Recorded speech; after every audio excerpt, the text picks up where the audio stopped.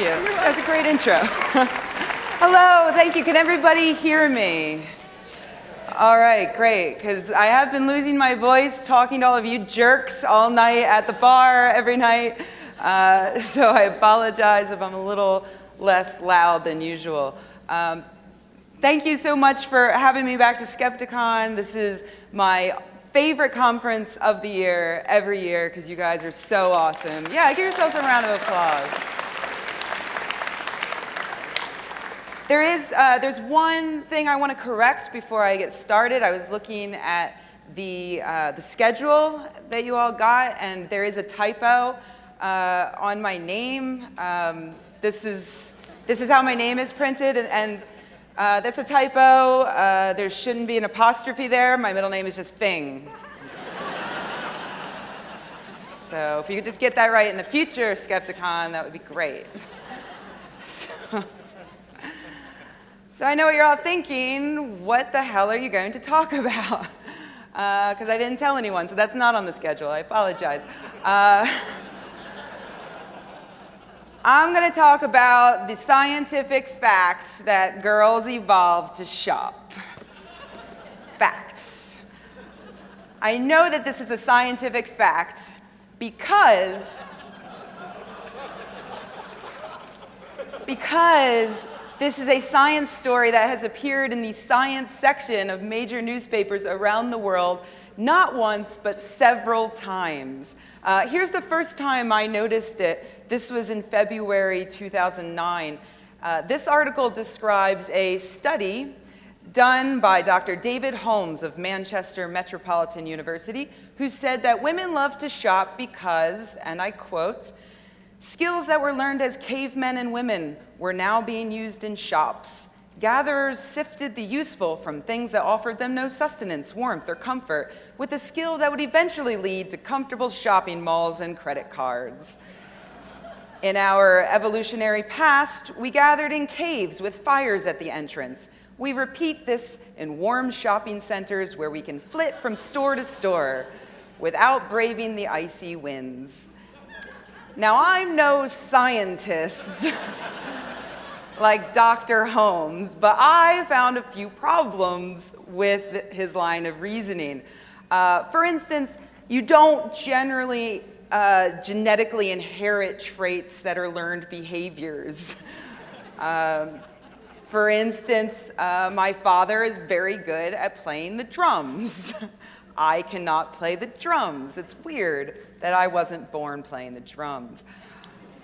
Also, if I inherited the useful ability to sift things I need from things I do not need while shopping, then why do I own a fire-breathing nun wind-up toy?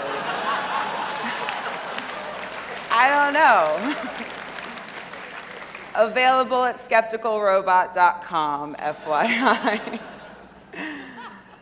Number 3, you don't gather in the cave. If you only gather in the cave, all you eat is like stalactite mushroom soup. You have to leave the cave to gather things. So if we actually inherited that learned behavior of leaving the cave to shop, this is what our shopping malls would look like. I'm a skilled artist, so I don't even have to explain what this picture is. But I will for those in the back. These are bushes, there's snow on the ground, and there are useful items sprinkled throughout the bushes like berries for us to gather. Problem number 4, if women have been the ones who are most interested in fashion since the Pleistocene, was King Louis XIV just some fabulous outlier? Questions. In the end, though, it doesn't really matter because this isn't actually science. Surprise.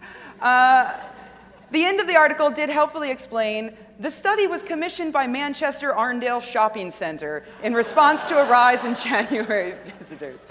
All of the best studies, I think, are commissioned by shopping centers. So no, this is actually marketing disguised as science, which is a trend that's becoming more and more popular as mainstream news outlets phase out any and all support for actual journalists who study actual science. So here's how it works. What happens is that a client will come up with an idea.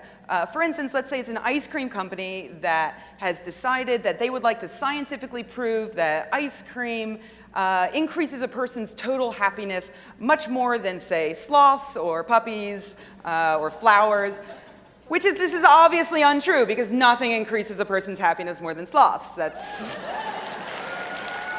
obviously. Shout out to my sloth fans in the audience. So, because it's not true, how are they going to get this into the media? Well, all they have to do is find a scientist who wants to earn a few $100s. Anyone with a PhD will do. And they get them to run a half-assed survey, and then they give them a few quotes. The company makes up a press release, they turn it over to the newspapers, and the newspapers print the press releases pretty much verbatim. It's like magic, or science. Ben Goldacre exposed this trick a few years ago. He published an email he got from a PR company that read, "We are conducting a survey into the celebrity top 10 sexiest walks for my client Veet hair removal. And we would like to back up our survey with an equation from an expert to work out which celebrity has the sexiest walk, with theory behind it. We would like help from a doctor of psychology or someone similar who can come up with equations to back up our findings, as we feel that having an expert comment on and an equation will give the story more weight." They were offering 500 pounds, and the rep said, "We haven't conducted the survey yet, but we know what results we want to achieve. We want Beyonce to come out on top, followed by other celebrities with curvy legs like J-Lo and Kylie, celebrities like Kate Moss and Amy Winehouse to be at the bottom, e.g. skinny and pale and shapely legs are not as sexy. I will find out when we will have the results of the survey for you. Are you pretty free this month?" So you might think, like, no scientist would fall for this. No science with any ounce of morality would fall for this, and you're probably right, but somebody did. Because as you can see, just a few months later, this story appeared in the Telegraph. Was that a scientific study found that Jessica Alba has the perfect, sexiest wiggle. And the scientist that they ended up quoting was angry because they attributed his research to a whole team at Cambridge, and apparently they just ignored who he said actually had the sexiest wiggle, and they chose Jessica Alba. So yeah, I don't think he really had much right to complain. But however, it's not just the marketers who are coming up with the bad science like this. And in fact, researchers at University of Chicago, came up with a study that also supported the same theory, that women evolved to shop. The scientific theory. And I'm using scientific theory in the same way that creationists use scientific theory, which is not a scientific theory. Yeah, because just 10 months after the faux scientific mall ad, the mainstream media was once again awash in news that women evolved to shop, but this time the research in question was performed by evolutionary psychologists. So briefly, let me tell you what evolutionary psychology is all about. It's a field of study that's based on the belief that the human brain as it exists today evolved completely during the Pleistocene era, when humans lived as hunter-gatherers. And for many pop evolutionary psychologists, this means that there is one overall human nature that transcends any culture. So we can explain many of our behaviors that we see today by looking at what our ancient ancestors were up to. So that seems like it has the veneer of science. I mean, it's got the word evolution in it. And by the way, I really wanted to talk about this here because I figure if you're going to come to the Bible Belt and bash something, it should be something with evolution in the title, right? Maybe if those protesters wander in, they'll be like, all right, this lady's speaking our language. So in this case, the evolutionary psychologists came up with this idea that women evolved to shop, not because caves are warm like shopping malls, but because Pleistocene men were hunters and women were gatherers, and visiting museums is like hunting, and shopping is like gathering. No, should I back it up? It's very complex. It's very complex. I've mapped it out. So back in the day, men were hunters and women were gatherers, and now men like museums while women prefer shopping. And the researcher in question noticed this on a trip to Prague. He went with some friends, and all of the men in the group wanted to go see cultural attractions, and all the women wanted to go shopping. And he was like, what? So he has determined that visiting museums is just like hunting, and shopping is just like gathering, ergo science. So I have a few issues with this. One of his points is shopping is like gathering, and seeing cultural attractions is like hunting, which makes zero sense considering his own quote in the article where he says about the women, when they came back with all the purchases, it was almost like a conquest, an expedition. They wanted to show us all the wonderful things they had found. That kind of sounds more like a hunt to me, an expedition. That sounds like hunting. And also we use terms like bargain hunting, and things like that. That sounds like hunting. While visiting museums is kind of slow paced, and that seems like it might be more gathered. So I kind of feel like maybe he just picked which one he wanted to be hunting and which one he wanted to be gathering. I don't know. Another thing he argues is that shopping and gathering are the same because they're both social events. As we know, visiting museums is not at all social. You're not allowed to talk to anyone.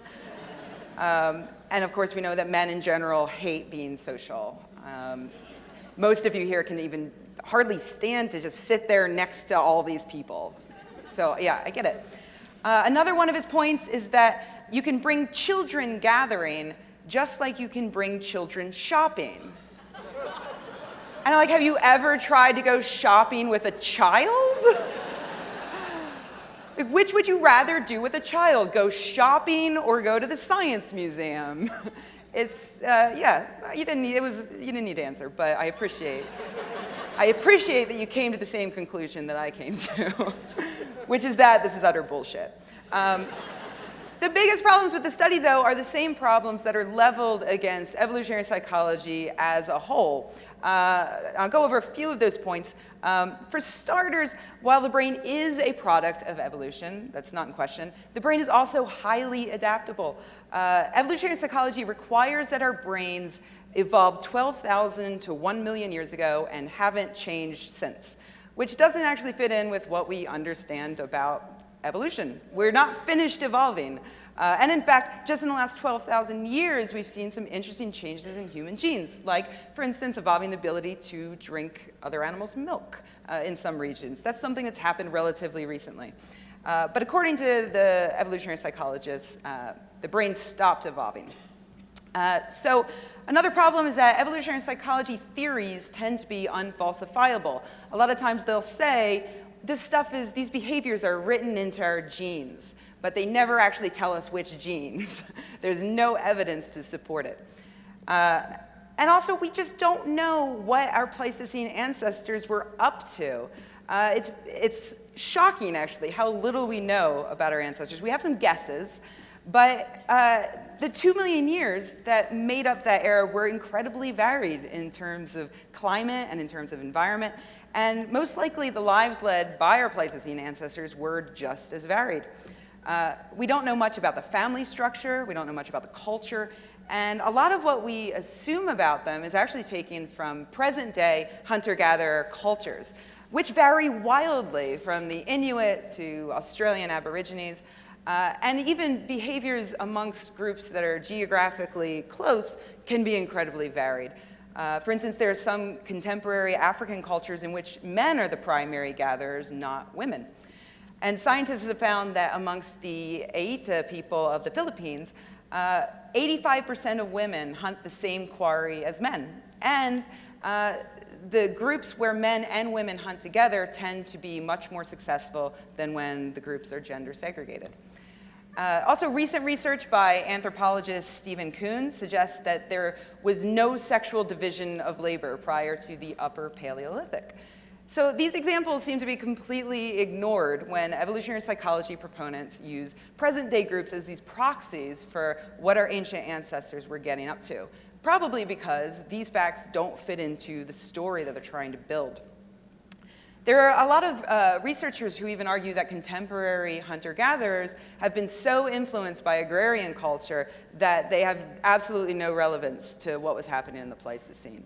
So the basic fact of the matter is we don't even know what they were getting up to.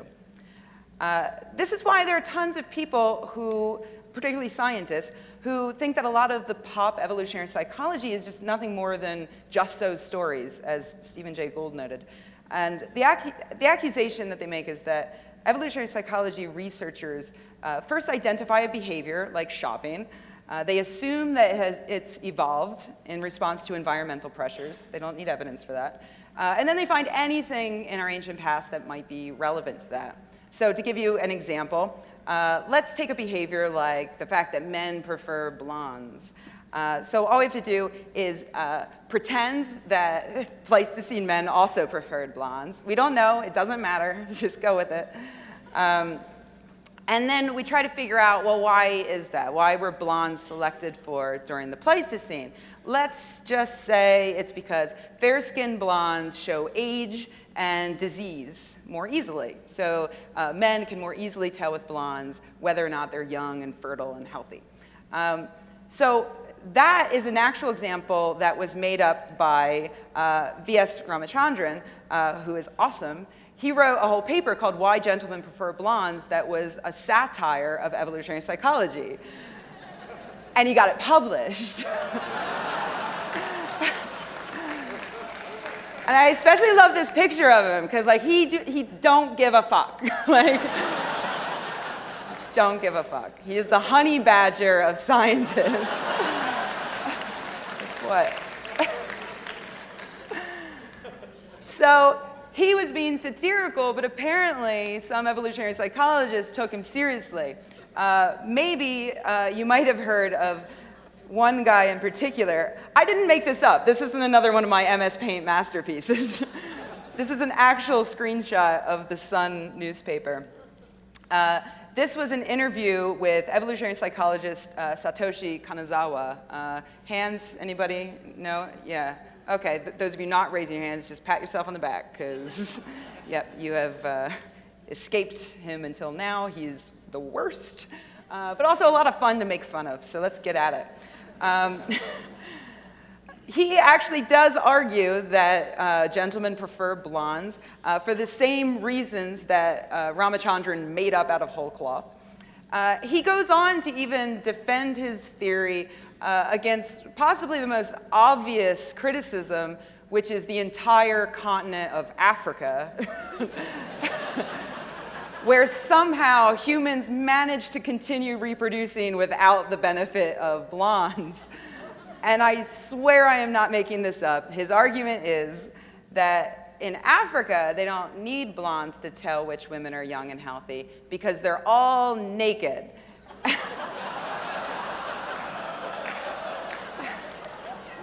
And I'm not done. They're all naked, and so you can see how much women's breasts sag. And he goes on to say that this is also why men prefer women with large breasts. Because if they're perky and large, she's young. And if they're saggy, then she's old. I am not making this up. Note that in the graphic on the screen, maybe you guys in the back can't read, in the lower right-hand corner, it says, men sexually harass women because they aren't sexist. Not a typo. Not a typo. Kanazawa, devoid of any actual research or data, says that men harass men all of the time. So it's only fair that they also harass women. And all you guys in the audience totally get this, because you've all been at work and you've had your boss come up and slap you on the ass and grope your crotch and suggest giving him a blowjob might not hurt when it comes to raise time. You've all been there. It's only fair that he does that to the ladies too.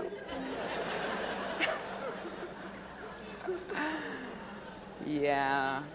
So it's not unusual for evolutionary psychologists to make dumbass pronouncements about sex, particularly why every kind of sex is natural for a man, while women hate sex unless they're using it to get money or babies or cuddles, I don't know.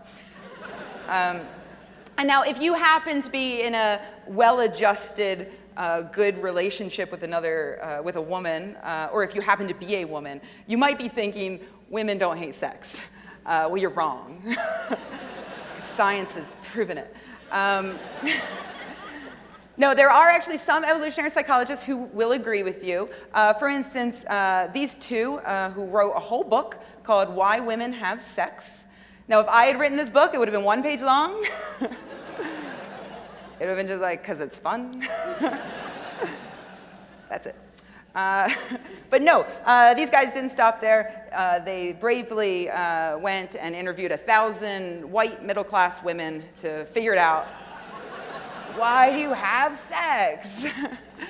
And so at least they believe that women do occasionally like to have sex. And some of the reasons were kind of interesting. These two researchers published a study on this back in 2007, which I think is where they got this book from. The actual study that they did, they asked both men and women why they had sex. And the top 25 answers from each sex were practically identical. So number 1, I felt attracted to the person. Numbers 2 and 3, I wanted to experience the physical pleasure, and it feels good. So actually a lot of them were just variations on 'cause it's fun. The interesting thing, though, is that I was curious whether these researchers wrote another book called Why Men Have Sex, because that's what their study was for both. But apparently, only women are the mysterious creatures that need an entire book for you to figure out why they like sex. Because when I was on like Barnes & Noble's website or something, and I searched for why men have sex, and all I got was this.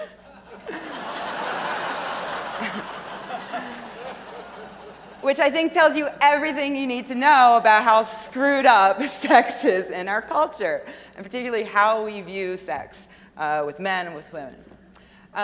So at least these psychologists did actually ask women why they had sex. There have been other studies where women didn't really seem to figure into it at all. This is a particularly fun and horrific one. This is Gender Differences in Receptivity to Sexual Offers, published in 1989. There are a number of studies that are based on this idea that men appear to enjoy casual sex way more than women do. And women, of course, again, tend to only want sex when they get a husband out of it, or babies, or money. So they take this as a given, and then they do studies like this, in which they set out to prove it as a fact, and then make up a story about how our Pleistocene-era brains are somehow responsible for this.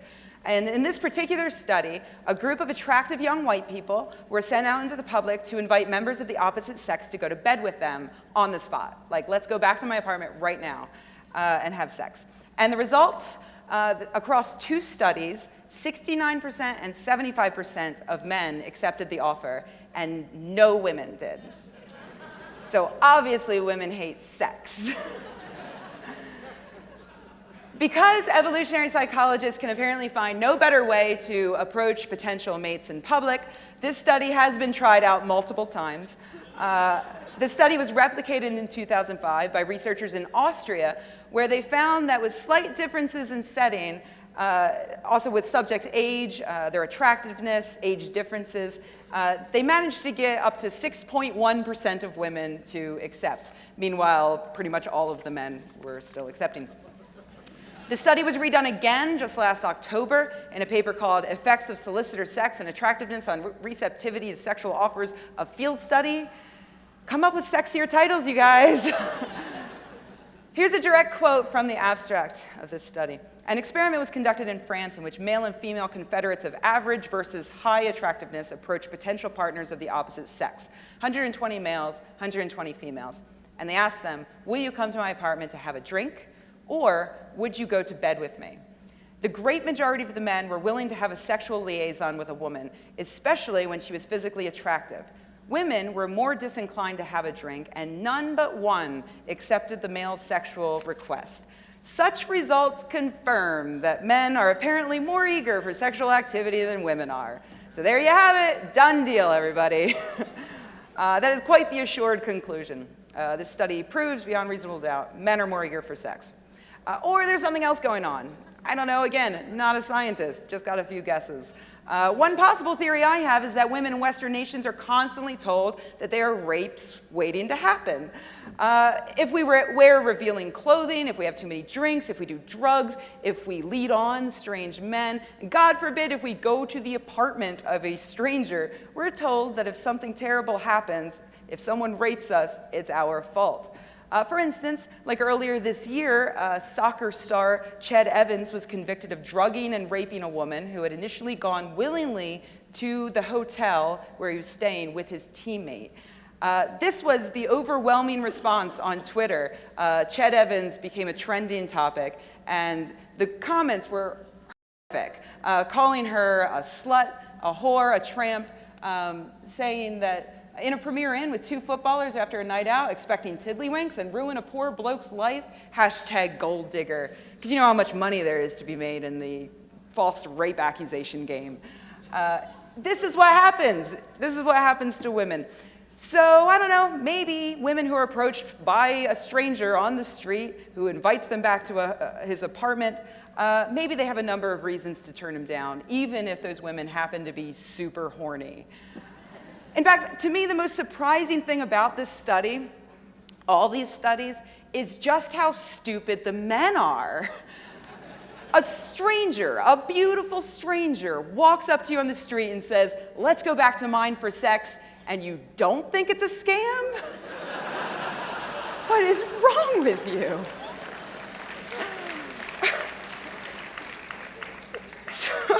So the nice thing, though, is that there are studies out there that can help tell us whether or not these women aren't hopping into bed with strangers due to a lack of sex drive or because of a weird social norm. For instance, one study looked at speed dating, and what they found was that in cases where they let the women make all of the decisions about who they got to talk to, the women were much more likely to have a lot more self-confidence, and they were much more likely to be very cocky and non-selective as the men. They were slutty. They were sluttier because they had the power. So also in a survey of 2,000 single women aged 18 to 63, researchers found 82% had agreed to at least one casual sexual encounter. And in a paper last year in the Journal of Personality and Social Psychology, researchers asked subjects how they viewed the people who were approaching others for sex in that 1989 study. And what they found was that women and men both agreed that the women proposers in the experiment were intelligent, successful, sexually skilled, much more so than the men who were walking up to women and asking for sex. And the researchers are thinking that that's because we see women as being normally passive and shy, and so we assume that a woman who is confidently asking for sex is really good at sex. And we see men as being really pathetic if they have to just out and ask for sex. And so we view men who do that as being terrible at sex. And so these researchers took the subjects and they asked them to imagine being propositioned by famous individuals, friends, or same-gender individuals. And what the researchers found was that both men and women were more likely to agree to casual sex if they were offered a safe choice of a person who they suspected would be fun in bed. Which makes sense, right? Makes sense to me. This is hardly the first time, though, evolutionary psychologists have been completely baffled as to why people do or do not want to have sex. And with that, I want to briefly talk to you about ovulation. Did you all just have a flashback to like 5th grade health class? For instance, there's a now famous study that was done on strippers. What these researchers found, what they said was that lap dancers make more money when they're ovulating.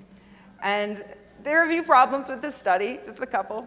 There were only 18 lap dancers who were supposed to keep track of their menstrual cycles and their tips for 2 months.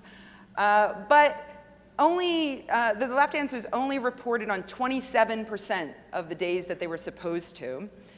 Second of all of them were from the same club in the same city, which means that if their cycles were anywhere close to being together, then they would all be equally affected by, for instance, a GOP convention in town, or whatever.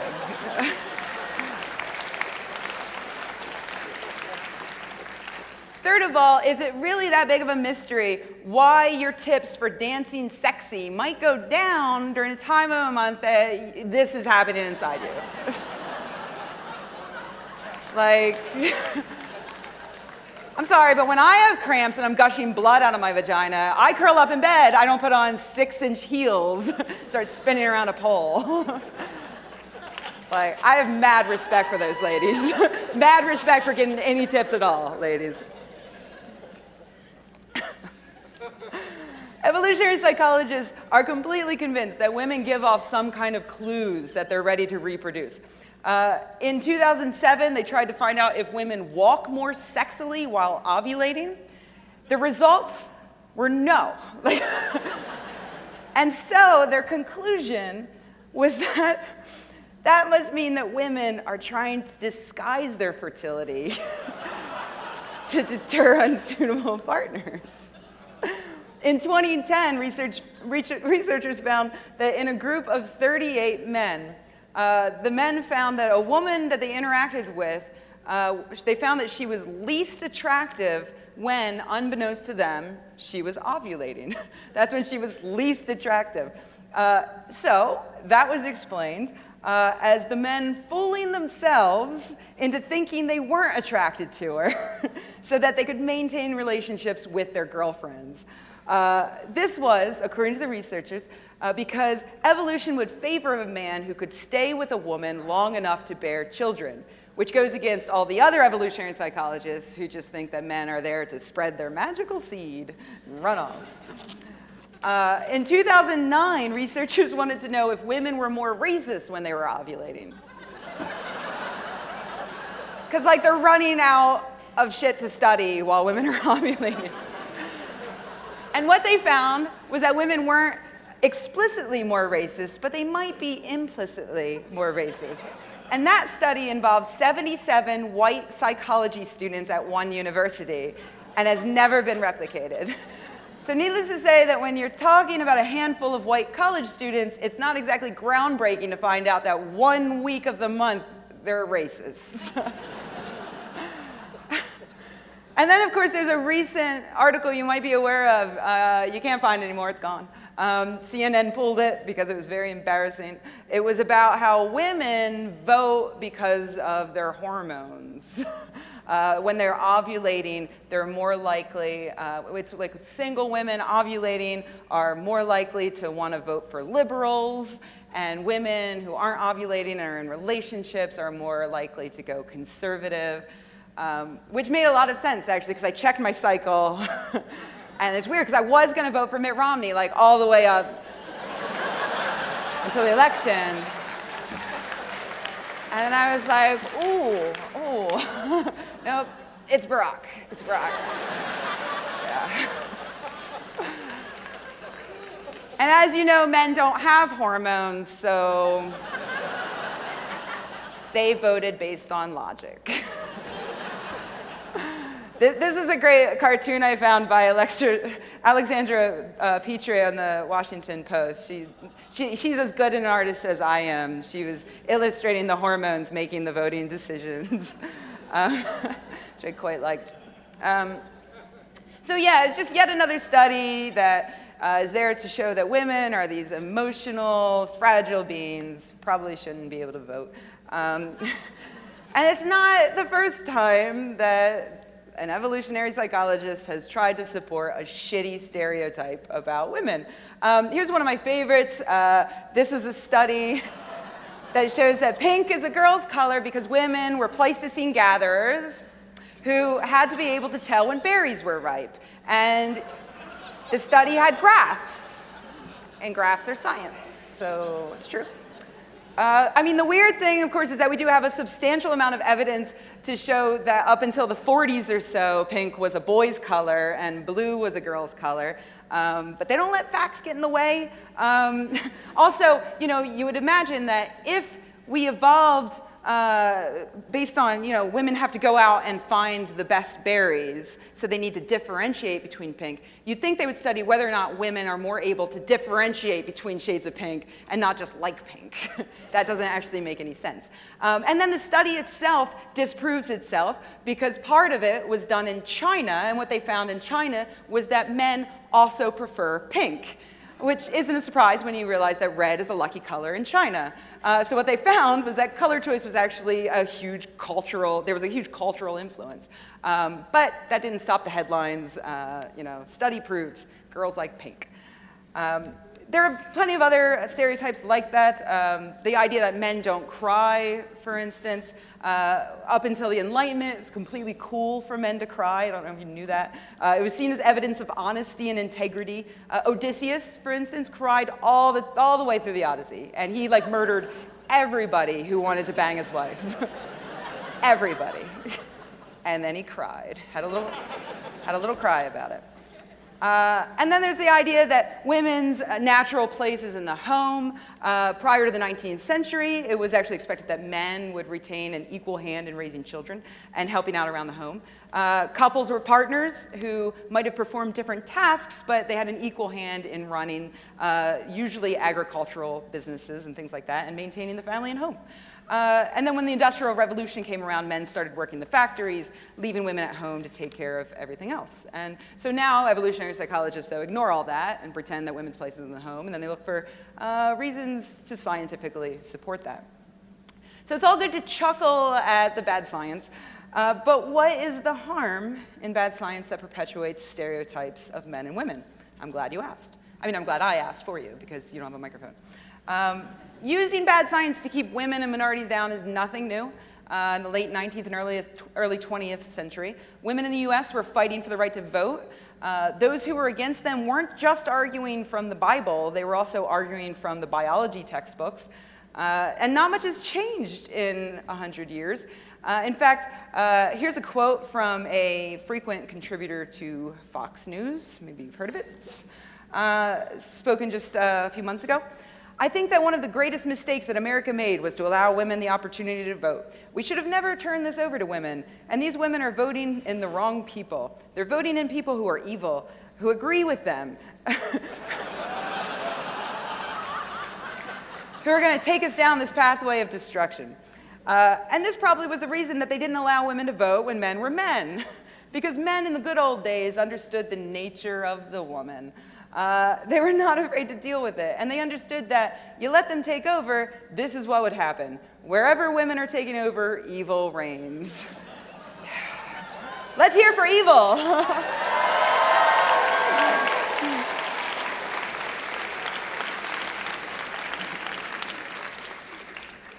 So there are a lot of ways that stereotypes screw us up. One is that they're sometimes used as the basis to limit our own rights.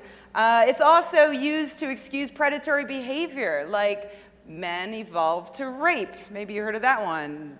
Newsflash, was bullshit. But it was used as a sort of, it's natural for men to rape, therefore we don't really need to look into ways that we can change our culture to stop men from raping. It's natural. And then there's this idea of something called stereotype threat, which is really interesting.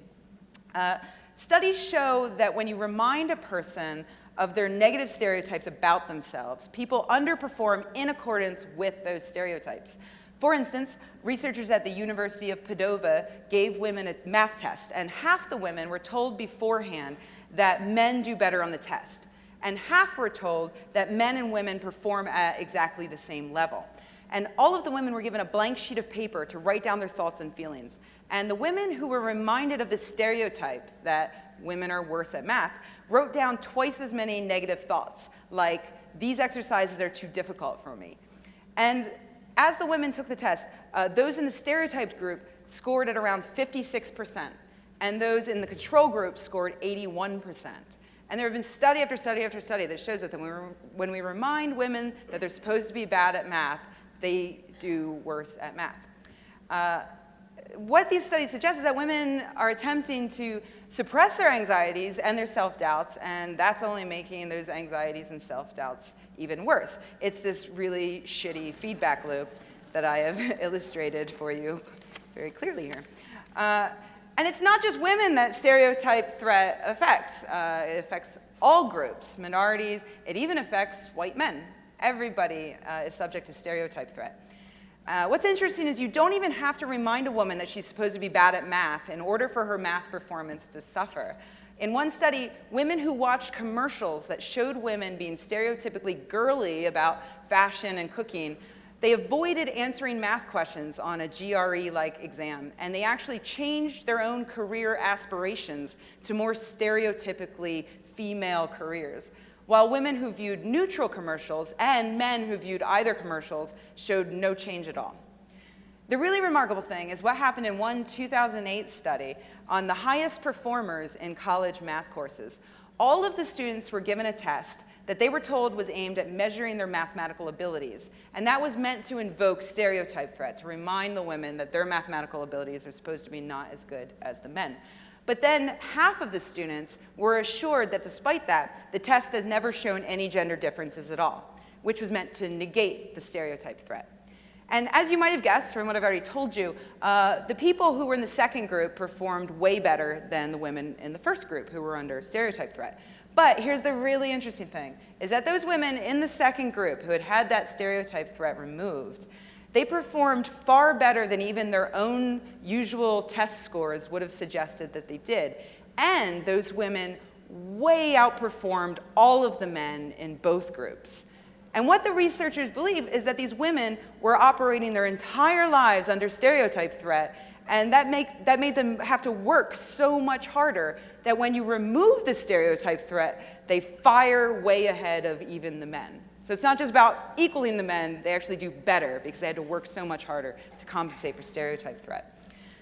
So that's one way that stereotypes screw us over. Another one, one last one I'll talk about, is that these stereotypes can lead to a sense of not belonging, including at events like this.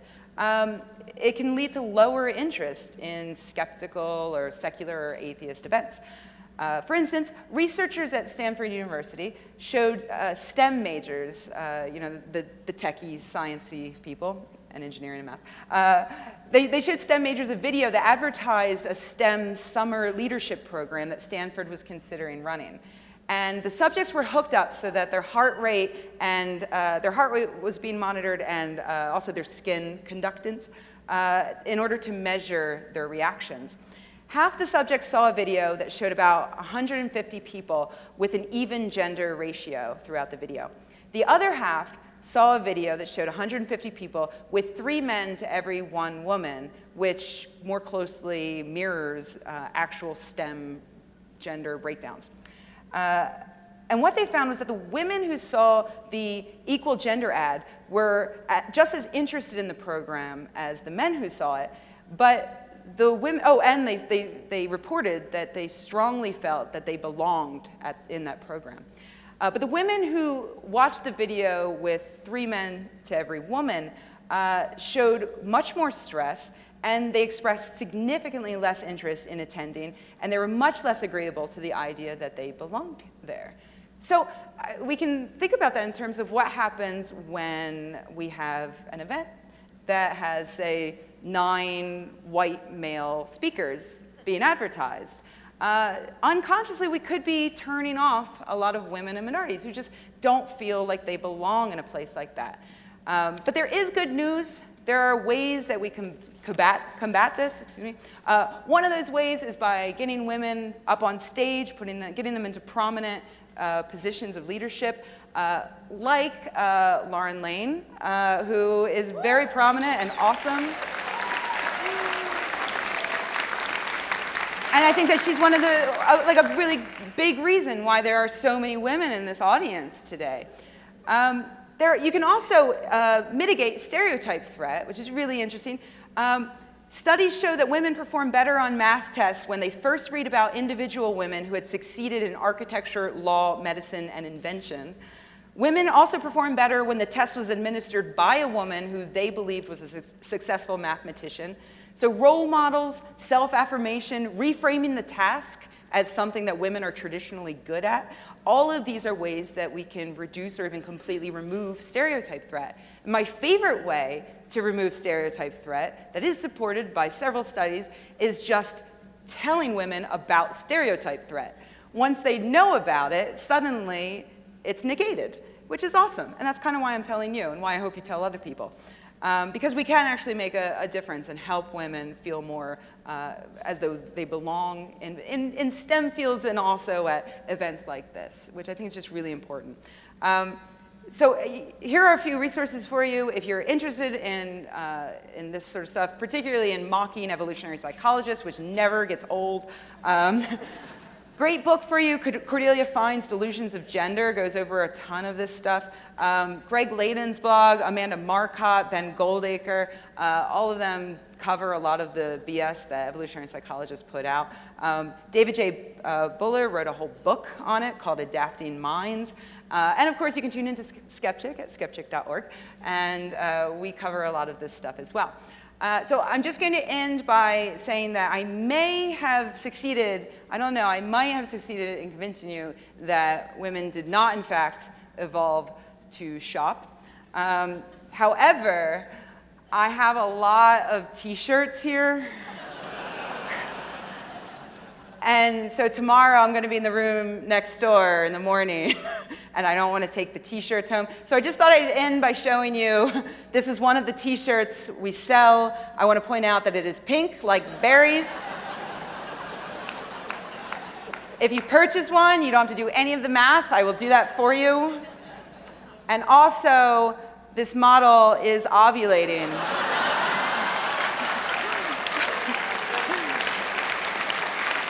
Thank you very much. I'll take questions do we have time for questions? Do we have some time for questions? Couple, two? I want to say that she's not ovulating in the picture. She's ovulating right now, which was actually a really awkward phone conversation. Hey, Julia, I just want to know, are you ovulating? She's like, stop calling me. It's weird. So yeah, are there any questions? No, I answered all of your questions preemptively. I'm that awesome. You don't have any questions? There's one. Is there any good evolutionary psych? Probably. I'm guessing yes, but it's so boring. Because you can only make it interesting if you make up everything. Because really, like a good evolutionary psychology would be more like, well, we don't really know what happened in the Pleistocene, and we have no evidence for this, but maybe this. It's not the sort of thing that makes headlines. So if there is good evolutionary psychology, it's not in the media, and therefore it might as well not exist as far as the general public is concerned. Are there any evolutionary psychologists in the audience? I should have led with that. Okay, woo. Okay, yeah, then let's just go to the bar then. So we're good. All right, thank you so much, everybody.